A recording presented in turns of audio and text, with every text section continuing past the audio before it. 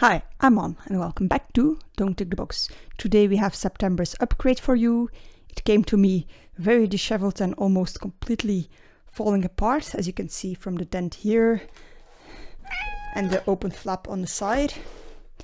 Since it's already partially open, let's open it entirely and see what's inside. As always, I'm giving you the first view. Ooh, something green. I really like that. Let's, I was going to say let's get this open, but ooh, it's already open.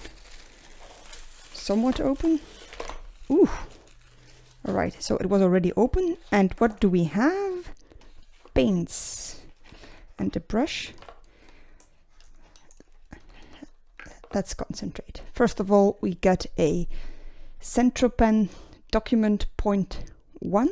I think we've gotten these before, but probably in a different nib size. And if I presume correctly, this will be black, as you can see from the top of the pen cap. Then we have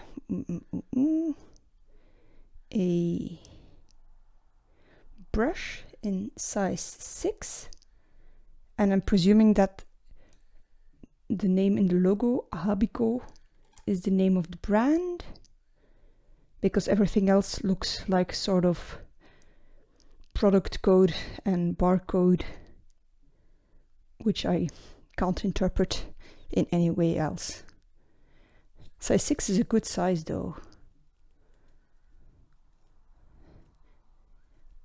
I'm assuming this is a synthetic, but it feels quite soft.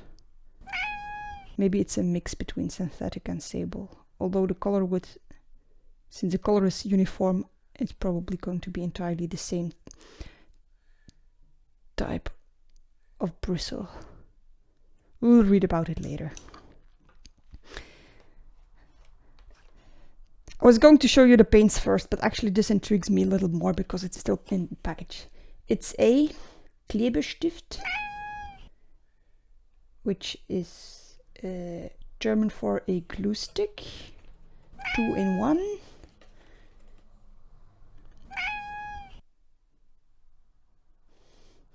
It comes with an instruction and the back. I'm not sure what is different about this glue stick.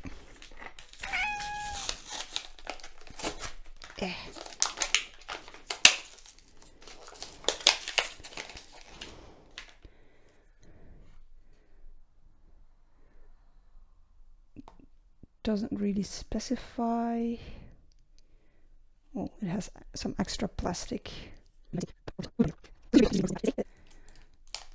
I was almost going to admit defeat and say plastic 1 Mon 0, but it wasn't necessary.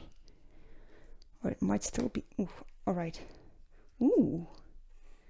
So this seems to be the speciality of the thing, is that it has a nib like you would expect from a paint marker. So assuming it works the same way, which the illustrations on the manual or instruction manual seems to suggest, that you also have to shake it and pump it. That's quite interesting. Looking forward to seeing how that works. And then lastly, we get some paints. We get a, it's a gouache, permanent rose, magenta, a Naples Yellow Red, a light blue Cyan, and a Opaque White. It's actually quite interesting because a while back I sort of wrote to Upcrate, mentioning that even though we got a lot of paints in their boxes, I've never gotten a gouache, and it seems that my mail or my suggestion sort of crossed with their intentions already. Let's move on.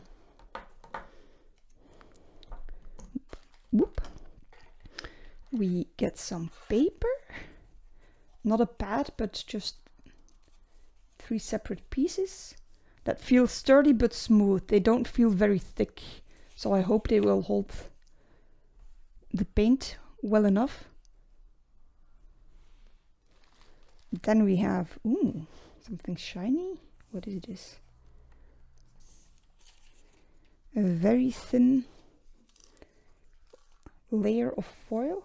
I don't know if you can see it, because if I lift it up very gently, I can just about see through it, but it's not entirely transparent, or it's just a little translucent apparently. I'm going to have to read what the intention of this is. Interesting. Then we have this month's artwork by the artist Art Fusion. That's actually quite neat. Then we have this month's battle post. 25 times mysterious crates for mysterious minds. That's actually quite good. I did notice on a sticker that it said 25, but I didn't know they were going to make a mini celebration out of it, because 25 is a bit of a landmark, or a milestone, if you will. And then I was going to say lastly, because I was expecting some stickers, but we get something extra. First of all, let me show you the stickers.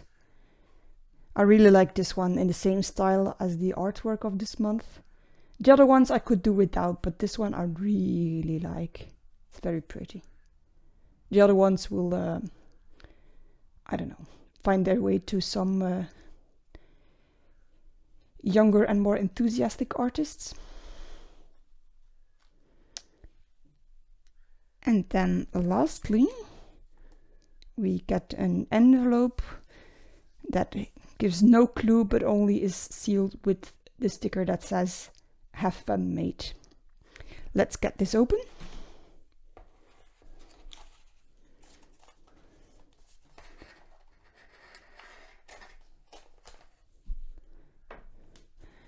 And what do we find inside? What? Oh, that's so cool. We get some extra Upcrate stickers. Now that I really, really love. I don't know if some of you remember this. This is one of the stickers that we got in one of the first boxes that I had. It's sort of a name tag sticker. And all the other ones resemble stickers that we've gotten before. So I'm assuming these are all the stickers. Well, no, then we should be getting 25, and these aren't 25. But anyway, we get some extra stickers, which I really like. In case you hadn't noticed, it's because I already said it 3 times. Let's put all these things aside and get swatching. Let's check out this Centro pen.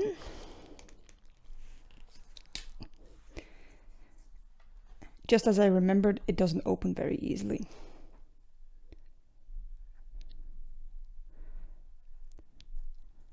And just as I remember, it is very black. And for a finer nib, I do think that we get a very legible black line.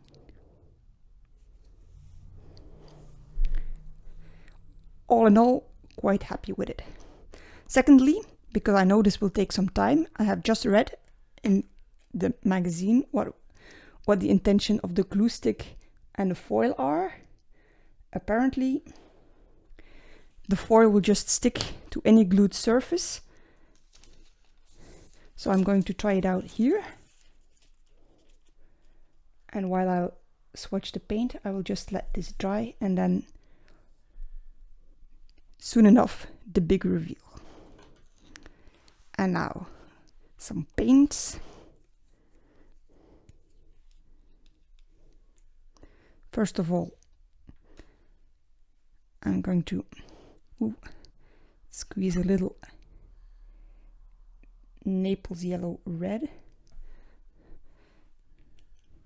I don't know how it shows up on camera, because on the box it looks almost yellow, but in my hand it's really more of an orangey color, like a standard Caucasian skin tone perhaps.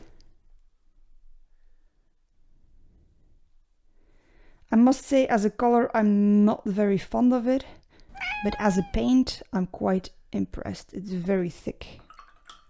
So, ooh. And I'm also already quite happy with the brush.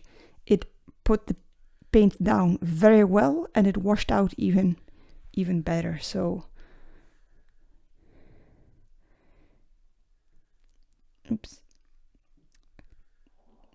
Next we're using the Permanent Rose.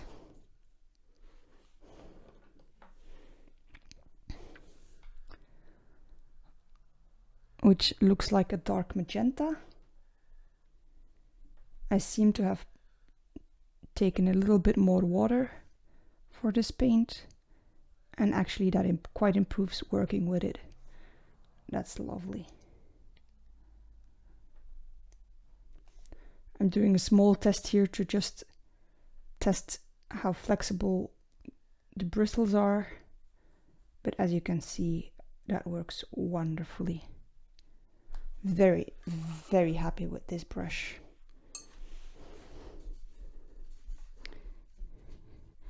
And to show you that I'm not exaggeration, just look while I'm cleaning this brush already. I just shook it in the water once and already there's not a trace of the paint in the bristles. That's amazing.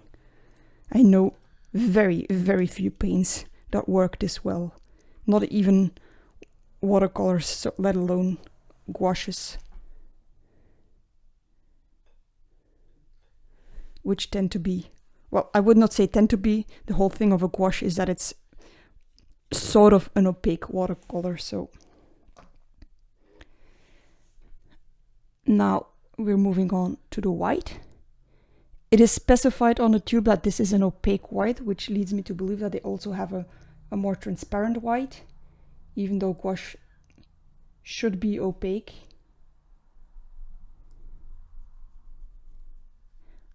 And once again, I don't know how well it shows up on camera since it is a white, but for me this is quite visible on the cream colors paper. Let me just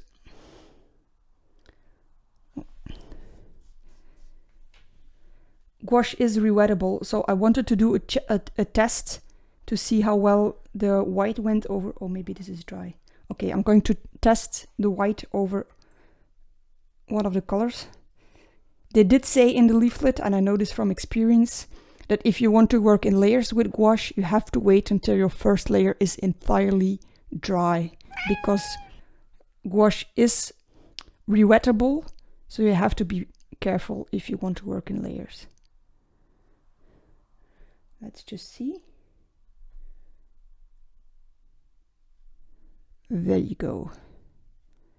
Mission accomplished. I must say, very, very well done. And now for the final color, the light blue or cyan, which seems to be a little more fluid than the other ones. Oops. I must say, straight out of the tube, this looks like a lovely color, but I don't know what this will give when used on paper.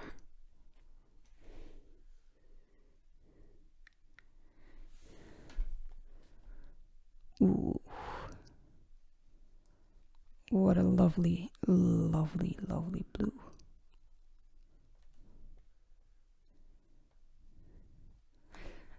Absolutely love it.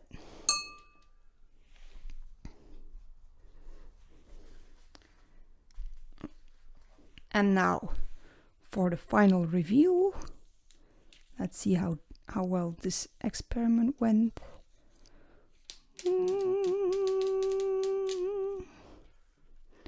All right.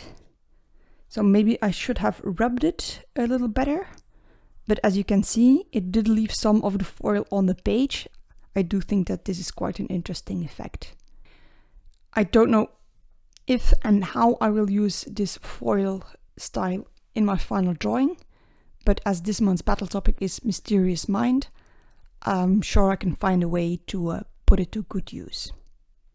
Let's get sketchy.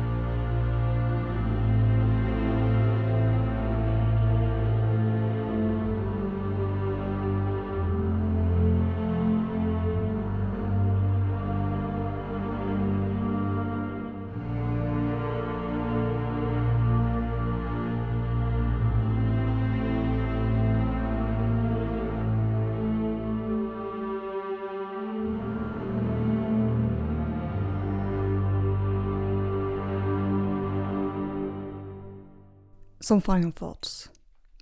First of all, I'm a little gutted. Not because of the contents of the box. I'm really happy with the gouache. The quality is very, very, very nice. I absolutely love the brush. It worked splendidly. It's my perfect size. The bristles are of an excellent length. I really felt like I could work very detailed with it, but it was not so tiny that I couldn't do big washes. I'm very happy with the pen that we got because both went under and over the paint very, very well. But I'm a little gutted because of the result of my drawing. I had a feeling it went really, really, really well until I started to apply the gold foil, and now I'm a bit sad because I sort of feel like I ruined my painting. So, nah. That being said, this is of course all due to me, not due to the items that we got. Maybe I was a little impatient with the glue. I don't know. I may have to experiment a little bit more. Or maybe it was the paper, because I do feel, even though the paper felt very soft, it did buckle quite, not wildly, but a little, enough to be noticeable and enough to bother me while I was painting. So all in all, good box, yes. Perfect box, no. That being said, I do hope that you enjoyed watching this video. Don't forget to like and subscribe if you did. And I hope to see you next week. Bye!